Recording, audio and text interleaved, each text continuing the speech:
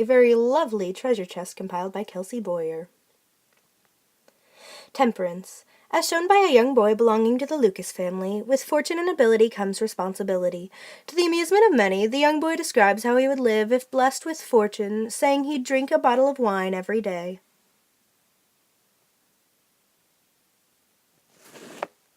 Moderation. Despite past injuries caused by the careless tread of a prideful Darcy, Elizabeth begins to see his character in a new light. She found his valuable qualities, though at first unwillingly admitted, brought forward his disposition in so amiable a light. Her hatred for him ceases, and she begins to study his deeper qualities. Cleanliness. After trekking through the elements, Elizabeth Bennet is greeted only by the judgments of a class and manners rather than passion she herself feels. Her appearance appeared almost wild because she was scampering about in the country. Even her petticoat was noted being 6 inches deep in mud. Frugality. Mr. and Mrs. Collins, very plain and realistic in their expectations, are one of few couples with nothing extravagant in their housekeeping so as not to outrun their income. Tranquility.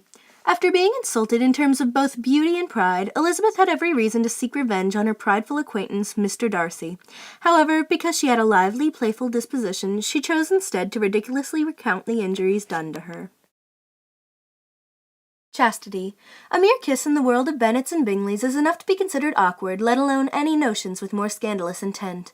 The societal constrictions felt by Jane and Mr. Bingley reduced them to shy away from any physical relations as well as anything as unfamiliar as earnest conversation. Sincerity. Taking into account previous injuries done to her by once close friends, the very mild-mannered Jane decides that said friends will be on good terms with her again, though they would never be what they once were to each other. Without the injustice of pain holding her back, Jane continues to make generous and forgiving assumptions. Silence. Blessed with the naivety of childhood, young Lydia Bennet troubles herself merely with the small talk and small news she can find herself entangled in. Her conversations consist merely of pleasant men and colored satin. Humility. Elizabeth, armed with knowledge, and Jane, overflowing with forgiveness, spent much of their time making amends and creating bonds with those around them. Elizabeth, wise enough to note such things, mentions Jane's most generous and forgiving heart, even towards those who once grieved her. Justice. When pressed to dance with Elizabeth Bennet, Mr. Darcy remarks that, though she is tolerable, she is not handsome enough to tempt him. Bennet, slighted by the words of this dark, prideful man, feels a sense of injustice. Solution.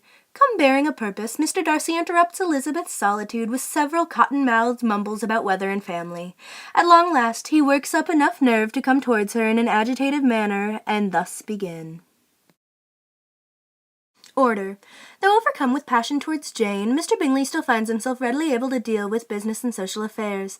He makes sure he has enough time for every barbarous neighbor who could not be enough detested, that has business invitations he felt obliged to accept.